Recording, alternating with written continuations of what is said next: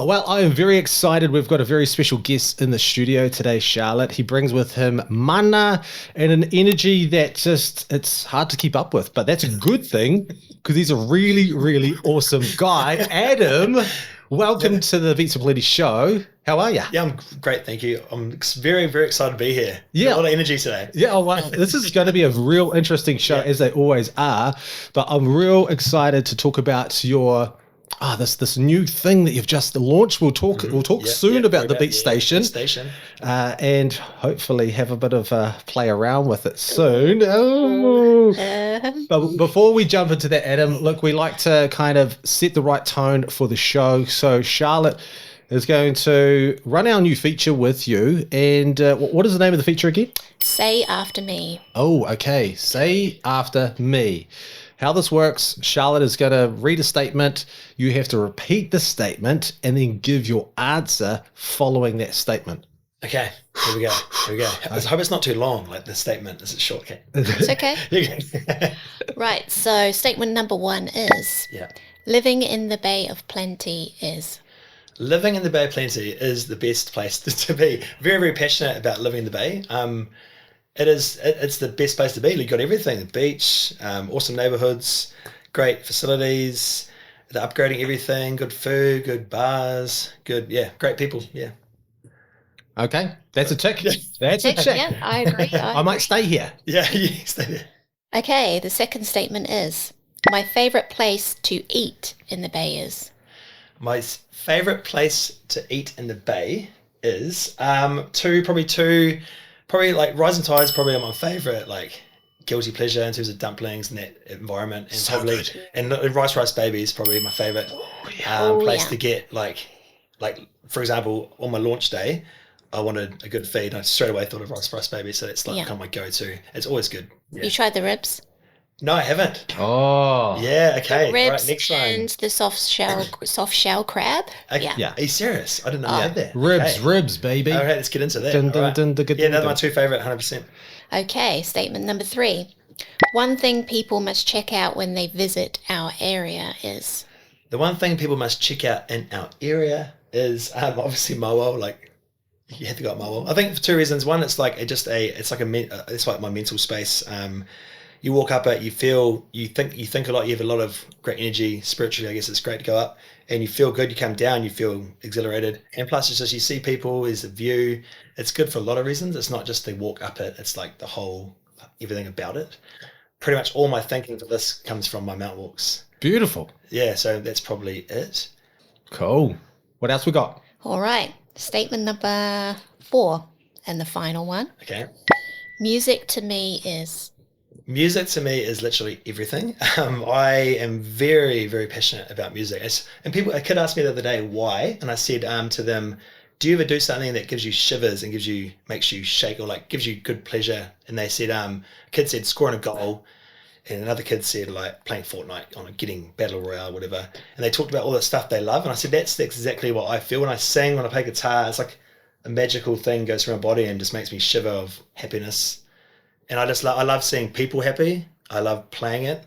I love everything about it. It's just the best. I'm trying to think, Adam, of when I actually first spotted you, because like you're a personality here in our area for sure. Like I mean, so weird to hear. Every time I have chats with people and your name comes up, there's nothing bad people say about you. They always sing your praise, literally, no pun intended. But you know what I mean? It's like you're such an awesome dude, and you've got the right kind of energy that you put into what you do. So I think I've seen you like playing some gigs, and then potentially it might have been online doing some fun stuff. But how did you get into music? It was shivers. So I'm from Putaruru originally. Putaruru, PET. My family, we just learnt. Music was in my family. My dad he'd walk around singing songs. His mother, my grandma, used to walk around singing songs. And we had pianos and we had guitars everywhere. My parents never forced us, but we just loved it. My dad played at parties, and me and my brother started playing at parties, and my brother taught me, and then I taught myself, and then I was a drummer. Then I wanted to be in the front. I'm a bit of a show off. I want to be in the front. Lent into that. But long story short, it's probably from about 20 started kind of singing and being like an entertainer, I guess, like wanting to play to people like from parties and that. moved to Mount Maunganui in 2007 from Otago University. And when I moved here, that's when I first would have met you. Yeah. 2007, I used to play at a place, it was called Usual Suspects. Yes. Over Ice. Then it was called like Brooklyn, but when I was there, me and this guy Marcel, we played there for years. That's right. And like it was 11 till 3, 11 at night till 3 in the morning. Crazy, isn't it? We used to play 3 nights a week, and it was only like me, Damo, Mark, this guy Louis, a few people around. Joel Shadbolt was playing a band, Jason. So there's a very small amount of musos. Yeah. So that's when I first moved to the Bay, and then that just kind of grew, and then so that's how I got into like the covers scene, playing covers and that. And just, went teaching after that. Started teaching 2011, but still, I'm quitting music, and I'd last a week and just be like singing around the house. I'm like, I need to go back. So I just can't, I even when I have a week off these days, I'll pick up the guitar, and when I start singing, I'm like, I'm ready to go back. I just can't really keep away. Yeah. But been playing like covers, original stuff, doing band stuff, festival stuff, all that kind of stuff right from 2007, I guess. Yeah. In this area, and played professionally with my brother, Kyle McLean, the McLean brothers now, and we're very, very busy. And that's about it, I think. Yeah. I think I saw recently you posted up a video of you, your brother, and your dad rocking it out together recently. Yeah, the retirement village. Yeah. How cool was that? Yeah, I was loving that video. 100%. Like that was a real cool opportunity, because my dad's a legend in Pataruru, and everyone looks up to him in the rugby circles, and he's just a humble guy that just will pick up a guitar and he does everything for free. Yeah. And I go, Dad, I've got a gig. And he's like, because I saw another video, my friend who manages the music there, and she said, do you want to come and do a gig? And I said, yeah, all good. They told me the price, and I went, oh, you serious? Like for my dad? So I said to Dad, you're going to get this money. And he goes, yo, what? And so we practiced, we rehearsed for the first time in his life. He didn't really know how to use a microphone, but my brother was like, oh, you just let him do his thing. And within a few minutes, he was just doing it. He's talking to the oldies, doing songs, and then he'd go off cue, then he'd walk off stage, come back. But we did a 2-hour set, and it was like magic, And seeing my dad it was awesome. He was just so happy. And my mum was there clapping away, and we loved it. So we're going back next year, back to Ocean Shores. No, hold on. Bayswater. Yeah. Next year, October. See you there. Yes, nice. I mean, it looked like through the video, I was just like, this looks like a good old-fashioned good time for me. It's funny, right, to see your dad. You looked up to him, and then I looked up to my brother, and then you see just the level of the passion going down. So I live and breathe music now. My brother does it with me, and my dad just does it. So it's like amazing how a passion can grow in someone way bigger than they ever imagined, I guess. Yeah. So it's quite cool to think about that. It's a beautiful thing, man. I love it. Before we jump into that, one last question that just is in my head at the moment, talking about the music stuff, particularly, with the family, you've just got me kind of stirring up some stuff here. So you're rocking to a place, a venue, you get to jam one song to get the party, everyone up dancing. What would be your song? Okay, everyone's gonna hate this in the music world, but it's just hands down the greatest song ever, Wagon Wheel. Oh, okay. I don't even know what this song is. So it goes like this. It goes like here we go. It goes hold on, I need to put a cap on. It goes heading on sail to the land of the pines, I put my way into North Carolina. Rock me, mama, like a wagon. Don't know it? I do know it. You do, yeah. So, but that song, and everyone gives it SHIT, but it's the best. It's literally the number one dance filler, because you got to think when you're an entertainer, you're there for the majority, not for the minorities. And so when you do it, just say if it's just starting to lull, you kind of time it, and you go, right, are we ready there? Are we ready? Everyone's talked. Everyone's got their talking out. We'll do that. Here we go. And then from that moment, you can just unleash for hours, Yeah. That's kind of the filler. Yep. It used to be songs like Blister in the Sun, but they're kind of waning. Yeah. Songs like Mr. Brightside now for the younger generation, and those ones are all good. But Wagon Wheel it's kind of like, it's almost like the audience go, that's my dance song. Yeah. So they've got it preconceived that they're going to do stuff when that happens. Always some funky moves when that song gets played. And if you get jing jing, everyone's like, yeah. We'll run in. But music community out there. Yeah. I'm sorry about that, but it's true. It's fact. It's fact. Adam's speaking facts right now. What are you here for? The people? Yeah. Nice. Okay, so now let's talk about this amazing work that you've been doing to create this I guess it's like another child of yours, essentially. The Beat Station. Beat Station. Like, and I think if we go back to the journey of this Beat Station here, it's it goes back to being a musician and then getting into teaching. And when I started teaching in 2011, I always kind of found myself playing in front of the kids and doing stuff for the kids. And I didn't really, I kind of kept it separate. And then when I taught at Otamotai Primary School over in Tauranga, I had a boy, literally like quite a behavioural boy, and he picked up a guitar that someone else gave him, and he learnt chords like that. And I went, oh, okay, I can start, doing this. He taught his friends, and within it, we literally had a band of 10 guitars in my class. The area of my class, like the size of your office here, was just guitars. Wow. Cajons, everything. And it became like the band room. Parents would be outside watching from the window, like, this is 2017. And I was kind of like, and then all those kids went off to intermediate and were all in their music academy. And I kind of started thinking, are those kids just musically, are they already gifted in it? Or is that atmosphere, is that culture that's in the class? And that kind of spared a little thought going, I think it's the culture, I think it's the community that is being made in my classroom that brings out a natural talent that's already there. And that was kind of the aha moment going, what can I make to kind of create an atmosphere, an environment where you can get every kid to find their skill? Because everyone does. So this is for kids the ages of 5 to primary school, so year 0 to 6. So perfect for us. 5 to 11. Perfect for us. Yeah, and it is perfect, to be honest. So year 0, 5 to 11. So basically, right, these boxes come into a classroom, and already like the reactions are, wow, that looks cool. I like the color. Bang, it's shiny, like it's nice. It's nice. So they open it up.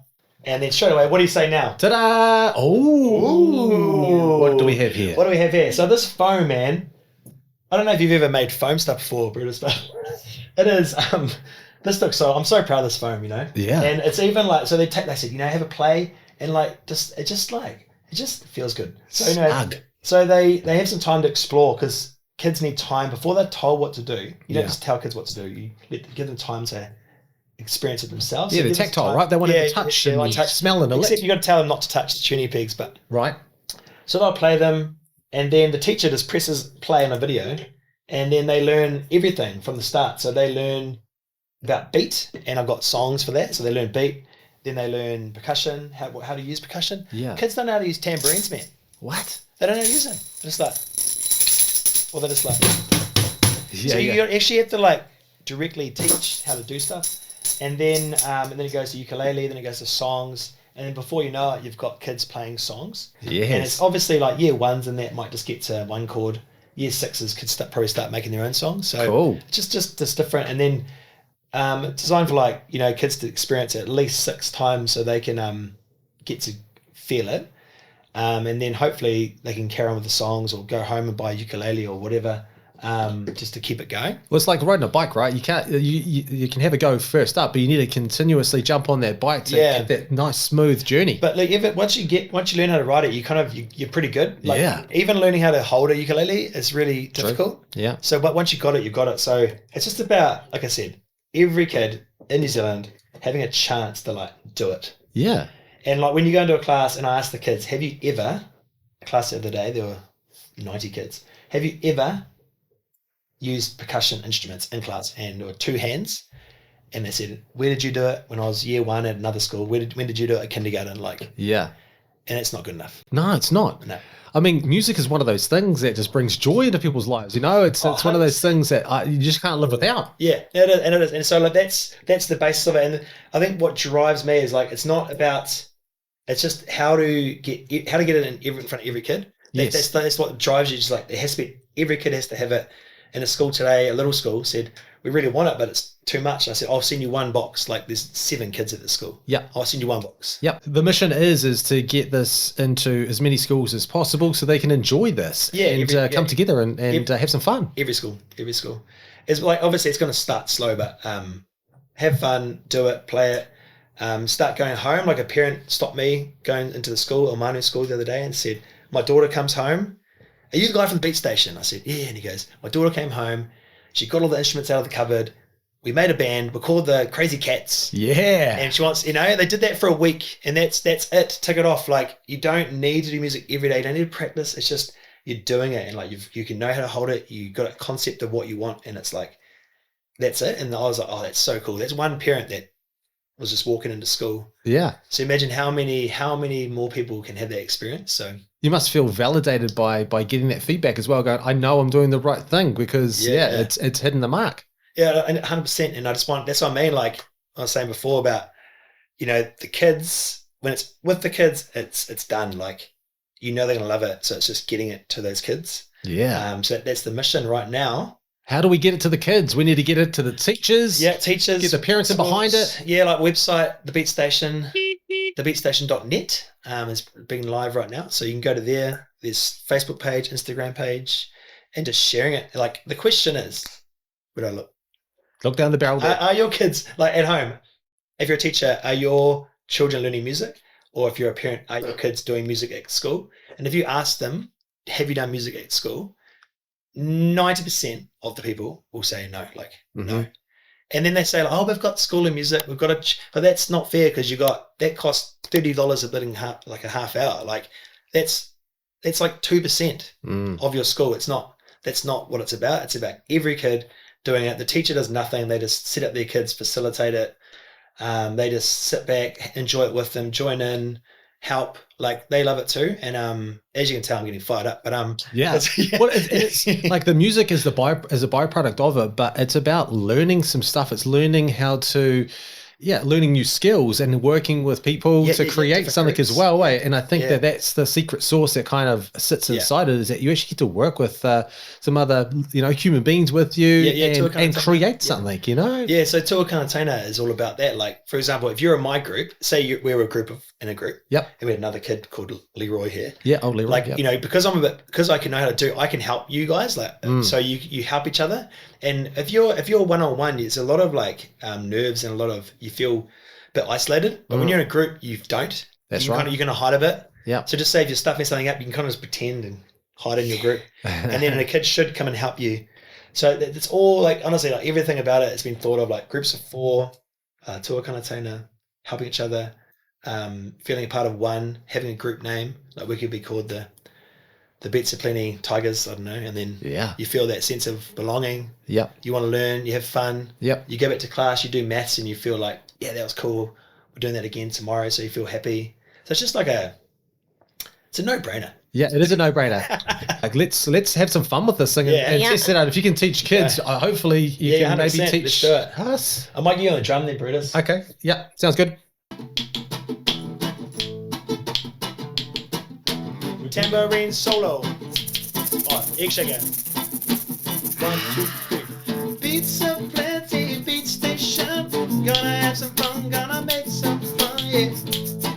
We be doing it all day. That's pretty good. The beats of plenty, the beat station. Charlie's on the sticks, got Brutus on the egg shaker. Hey. Oh, yeah, ready? Egg shaker solo. Egg shaker solo, egg shaker solo, egg shaker solo. Pretty good, It's pretty good. I reckon you can do egg and tambourine. Egg and the tambourine, egg and the tambourine, egg and the tambourine. Egg and the tambourine. Repeat the chorus. Oh, oh, oh, oh, oh. The beat station and the beats of plenty. You're gonna have some fun, gonna make it plenty. Yeah, we're gonna have some fun. We're gonna have some fun. Yeah. The beats of plenty, beat station, having fun in the sun. Gonna have some fun. Hey, gonna make this music run. Now we need Tiki to like do like a mean rap. Yes, yeah. We're gonna come down to the beach. Oh wow, that's fun. That's a whole lot of fun. Yeah. So the kids will like. There's heaps of songs. Obviously, it's made that up right then, but just that beats, like, yeah, especially like they love this kind of beat, like. It's probably like that kind of gets kids. They just start gets them moving, possessed, So, but heaps of ranges, and it's fun. Like, you leave and you're just pumped up, and the kids are so excited that you get confused for being silly, but they're just excited. Like, yeah. I had a lot of fun doing that just for a little bit. I mean, I can imagine kids just absolutely fizzing about this. You know, it's just so much fun to be able to make noise and have fun doing it when you're a little kid or a big kid too sometimes, right? Yeah. So cool, man. The Beat Station. So how can people get behind the Beat Station? Yeah, just sharing it with your school. Like talking to your teacher, saying, you know, have you heard about the Beat Station? Give them the website, and then they can start talking to their principal. Things do move quite slow in schools, so it's just that awareness. It's just talking about it. I can come in, talk to people. I used to do a lot of like school concerts, but I can't go to 1,000 schools and do concerts. But I'm going to think about some kind of idea that we can do, kind of like a kids show, you know, like, I love and that. you can DJ at it, like, for example, like, and I could do my songs and get everyone together. Yeah. But I think the biggest thing is just talking about it, showing your school, showing them once, showing them twice, and then me emailing them, telling them the third time, and just keep moving from there until they kind of go, we're going to do this. So boom. Awesome, man. Well, like, I'm really excited for your journey with the Beat Station, and I know that it's going to it's going to be awesome, man. So for all the details about the Beat Station, we will pop them in the description below. Thank you so much for coming and joining us on the show. No, I really enjoyed it. Thank you so much. And I think we have to go out with the hold on. The beats. Hold on. What we said? Beats of Plenty. Beats of Plenty, Beat Station, making music. Gonna have some fun. Yeah. Gonna rock it the club tonight. Alright, the beat. The 1, 2, go. The Beats of Plenty, the Beat Station. We're gonna make some music. We're gonna have fun. Yeah. We're gonna rock this club tonight, this room tonight. 1, 2. Yeah, it's sounding good. It's sounding tight already. Yes. Thank you so much for having me. It's amazing.